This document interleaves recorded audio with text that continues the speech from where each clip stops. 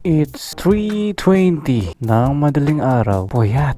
At nakaready na yung motor ko. So ngayon, dahil madaling araw, tulak is real. So itutulak natin tong Z1000 hanggang sa labasan ng aking gate, hanggang sa kanto namin.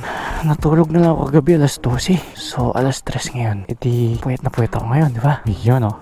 So tutulak natin to hanggang kanto. Ganyan talaga. Sobrang aga. At obviously, tulog lahat ng tao.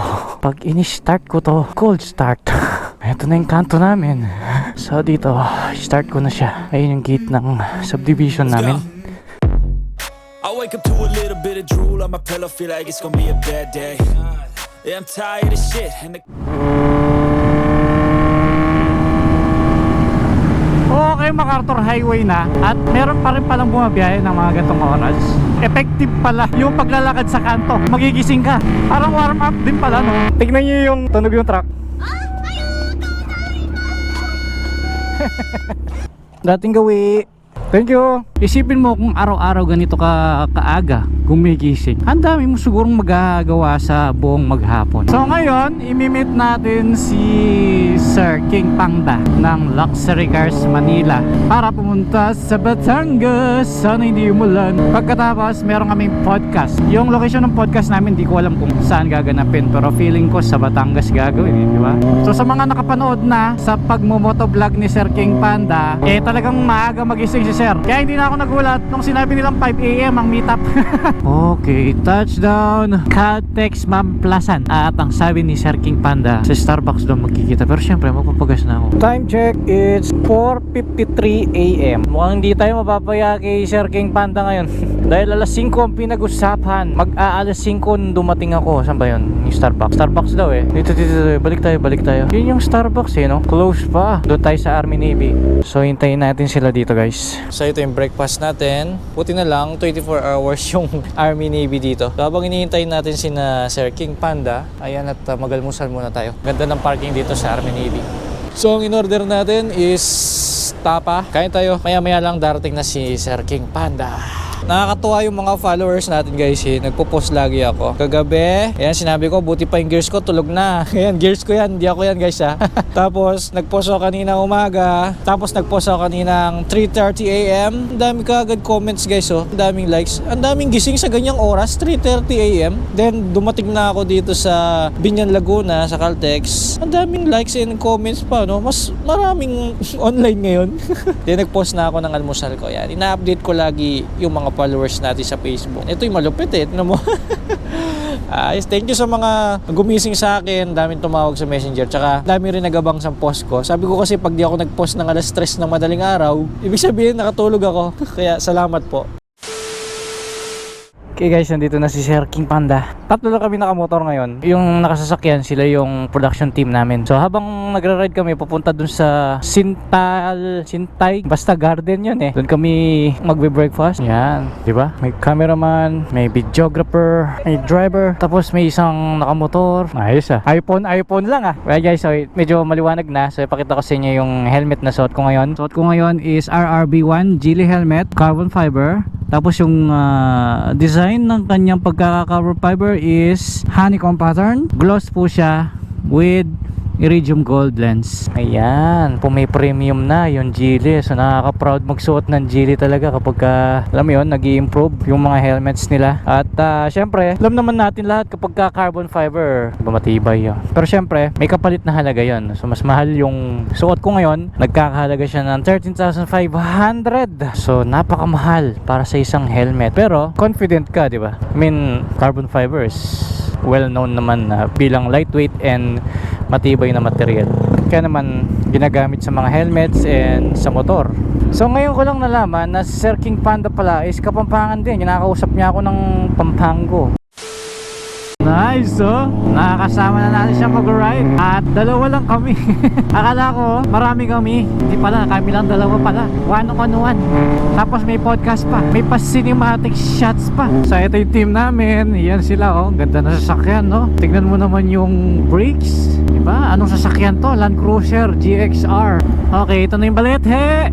So ganun-ganun lang yung shoot namin. Pa-side-side lang. Napansin ko ngayong nandito ako sa SLEX, mas marami yung mga big bike rider riders na dumadaan dito. Aminado ako, marami ding magagandang lugar dito na wala sa Pampanga, no?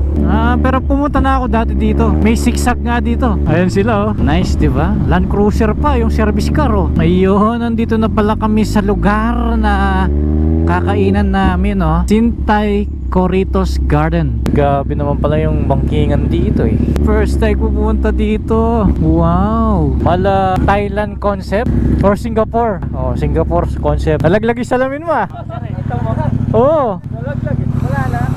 Yan ang production team. Yung sila na mismo magsasabi kung anong dapat gawin para mas maging okay yung shoot namin. Ganda dito Singapore concept. Bali. Kanina pa ako naiihi.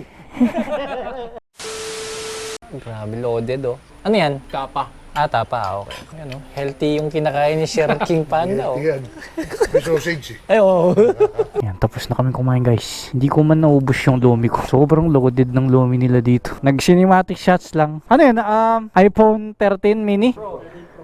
Yung lente niya may cinematic. Okay. So ito yung motor ni Sir Yan yung binibidyo-video ko lang noon sa Capidia. Ngayon nakasama na natin Solo pa. Buong signal light pala to Sobrang loaded ng accessories no? Magkano yung nagastos mo, Sir? Yun yung mga bagay-bagay na ayoko nang alamin. Sir, what do you do for a living? Wala pa nagaganyan dyan. Wala pa? Sir King Panda, what do you do for a living? May sugar mommy ako. Sana all. Parang narinig ko na yun Na ganun ka? Ano sinagot mo? Waterboy. Waterboy. Okay, after naman ng breakfast ride namin, podcast naman sa kanyang bahay. So yung kanyang bahay, nandun yung kanyang studio. So sa next time naman, pupunta naman tayo sa office niya para makita yung mga sasakyan na for sale doon. And sana makita natin yung mga sample na bulletproof na sasakyan niya. Yun yung pinaka number 1 na product nila is mag-provide ng bulletproof para sa mga sasakyan ng mga VIPs. Sa motor kaya pwede ipa-bulletproof din, no? Motor yung ipoproteksyonan imbis ni rider. Parang imposible yan, no? Kaya nakakwentuhan natin si Sir. So si Sir naman pagdating sa talk show, magaling siya. So kung mga nakakapanood sa kanya, alam nyo yan, pagka nagla-live siya, wala nang script, talagang diretso magsalita at may knowledge talaga siya sa sasakyan. Kaya pagka nag-explain siya, may matututunan ka sa kanya. Mabilis din si Sir magpatakbo. Bago natin nakilala si Sir sa Amerika noon, nagmo-motor na rin siya. Sports bike pa. Ngayon na lang siya ulit nagmotor after 18 years. Kaya makikita mo medyo sanay na siya sa mga big bikes. Inaantok na ako. Papagas si KP. Papagas na rin ako. Sarap patulog. Pag ganitong nagra-ride ako, tapos inaantok, naalala ko lagi yung Iron Man. Nagbabalik yung pakiramdam. Ito yung pababa ng Skyway na may nakakilala sa aking enforcer Ayaw na ayaw pa naman ni KP na natatraffic siya. Nahihirapan daw siya. Kaya nagustuhan niya yung Javel kasi mababa lang. Mukhang malapit lang dito yung place niya. Pero sobrang antok na talaga ako kanina sa Skyway. Sobrang bigat ng pilikmat ako. Tapos kada umuusad sa toll gate, pumipikit ako. Di ba pahinto-hinto yan? Pikit po na ng konti para nakakabawi. Buti hinihintay ako ni Sir KP, no? First time ko dumaan dito. Mukhang pang mayaman yung lugar na to. Bibitaw ng mahinahon ako ba'y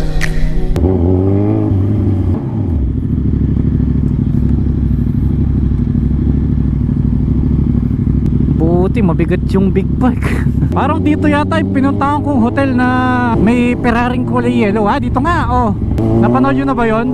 Doon yun. Doon siya nakatira. Kumusta na kaya yun, no? Wala na kaming contact nun Mabait yun. Bomba-bomba pa nga niya sa akin yung Ferrari. Asang part na ako ng Manila. Di pa ako napadpad dito. So yung mga nakikita ko ngayon dito, ito yung mga napapanood ko sa vlog niya paglalabas siya ng bahay. So sa mga oras na ito, alas 10 na, kagigising ko lang dapat niyan. Tapos dito sa vlog ko, patapos na. So kung tutusin, makakadalawang vlog pala ako ngayong araw kung tutusin, no? Kung sisipagin ako. Pero syempre hindi na kaya kasi antok na.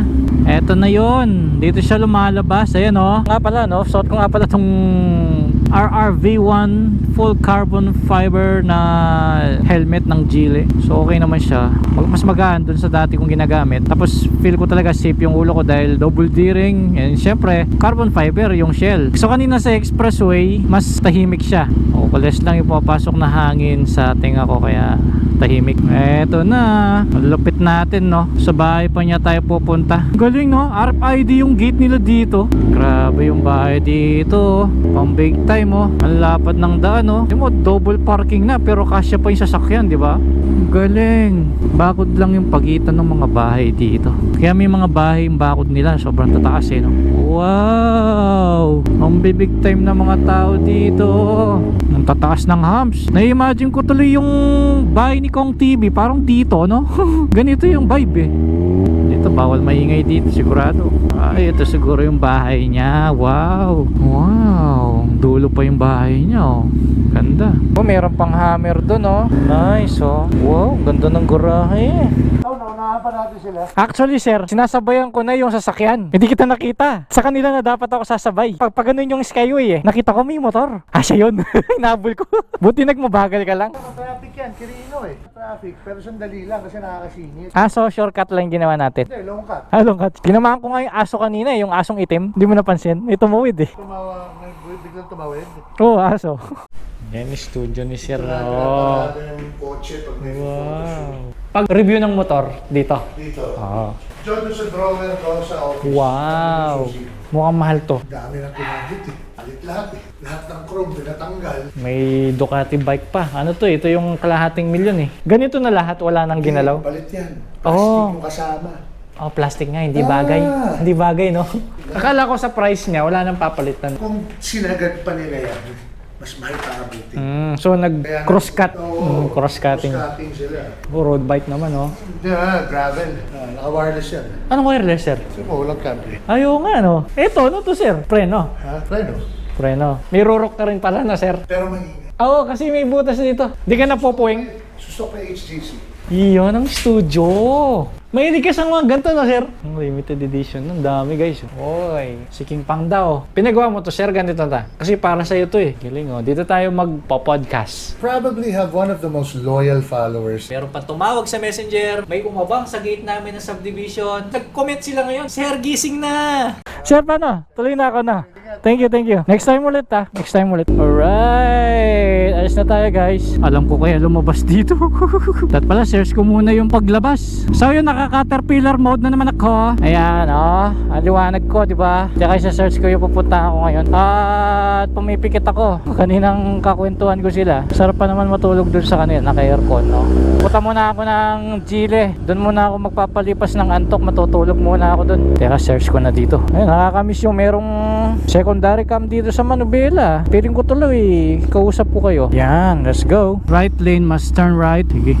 Wala naman sinabing do not turn right when the light is red. So may diskarte ako ngayon at ngayon ko pa lang siya masusubukan. Diskarting para hindi mabasa yung paa natin habang nagra-ride tayo sa ulan. Naglagay ako ng mahabang plastic sa aking paa sa loob ng aking riding boots. Tignan ko kung papasukan. Pero ngayon mukhang hindi naman papasukan. Hindi naman pumapatak yung ulan eh. So naging successful yung aming podcast at umabot din ng isa't kalahating oras. Sipin mo yan, ang lapit lang pala ng bahay ni Sir King Panda sa Chile. So ngayon nga pala sa mic natin, hindi ko alam kung anong result, no? Kung maingay, kung malabo yung audio. So, pag uwi ko niyan, doon ko malalaman. Pero ngayon, i-ask ko na kayo kung may nagbago ba or mas okay yung dati. Pero malabo na kasi akong bumalik doon sa dating Chile natin. Dahil syempre dito tayo sa carbon, di ba? Bukod sa maangas na, sigurado matibay, di ba? Sulit naman yung 13.5 natin dito. Kaya thankful ako, naglabas sila ng high-end na helmet. So based naman sa design, guys, makikita nyo ngayon dito sa secondary camera natin, no? Anong masasabi ninyo sa forma? Ako gusto ko yung kanyang lens, saka yung fitting nung foam sa pisngi. Di ba naka-brace ako, no? So hindi napipit-pit yung pisngi ko kahit medium yung helmet, so hindi masakit sa pisngi. Grabe, sobrang bait ni Sir KP. Lagi namin napagkukwentuhan yung pagtira niya noon sa Amerika. So sa ngayon daw, medyo magulo sa Amerika eh, no? Dami daw na mga nagnanakaw.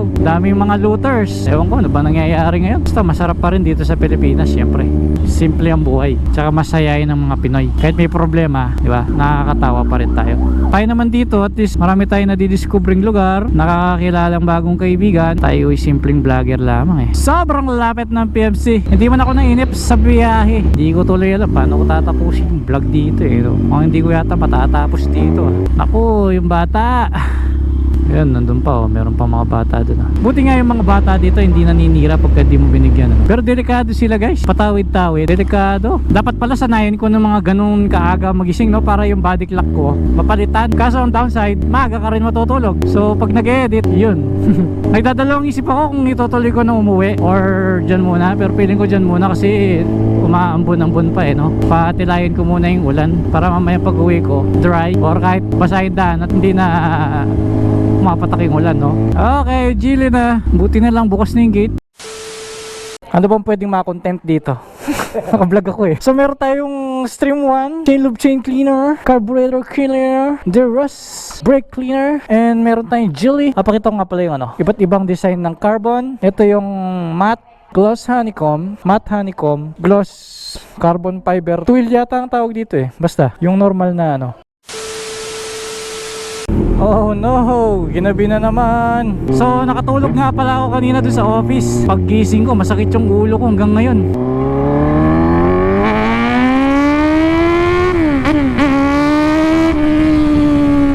So nandito tayo sa expressway. Check ko lang kung kumusta yung wind noise pagdating sa camera no. Kayo na rin magsabi guys kung malakas o tama lang or kung hindi ba dinig yung boses ko. Sa ngayon ang takbo ko siguro 60. Sabay natin yung mga sasakyan. Pagka nag 100 tayo, try natin. Ito, mga 100 na siguro to. Yan.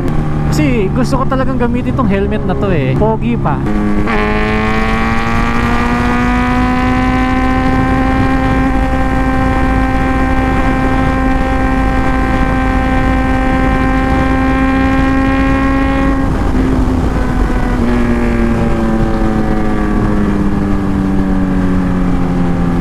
Kumusta yung hangin? Medyo malakas siguro no? Pero may diskarte naman dyan guys. Tatakpan mo lang yung ilalim ng baba mo. Hahabaan mo yung chin curtain para less yung pumapasok na hangin papunta dito sa panga or baba ng helmet. Napunta doon kasi yung mic ko eh. Gawa kaya ako ng video no? Kung paano gawing motovlogging helmet yung helmet mo. Hindi naman kailangan gayahin 100% kung ano yung pinaglalagay ko dito. Pwede naman gumamit ng ibang pyesa like mic, mount, GoPro at pagka pinakita ko sa Facebook, basic lang naman. Gusto ko sana tapusin yung vlog natin sa bahay, kaya lang nakalimutan ko. Hindi nga pala ako makakabomba. So hindi pwedeng walang bomba pagka mag-outro no. Napakasimple lamang ng vlog natin ngayon. At I'm proud dahil sa tagal na rin naming nag-uusap kanina ni Sir King Panda, feeling ko naging malapit na rin tayo sa kanya no. Sa second time, third time na pagkikita namin iba na, di ba? I mean, mas close unlike before na first time naming magkita. So galing tayo ng Balintawak kaya wala tayong ticket, no? Kung kailan nandito na ako sa tollgate, doon mahirap kumuha ng pera no? Balintawak po, dito pwede pa wala namang bahay sa paligid So yun no, alam nyo na. Tumutugtog na ang outro. So pag narinig nyo na yan, ibig sabihin malapit na akong bumomba at magpaalam. So for the last time, maraming salamat po Sir KP at syempre sa lahat ng mga nanood sa ating vlog ngayon. So maraming salamat guys. Hanggang dito na lang. See you next vlog. Read for Speed.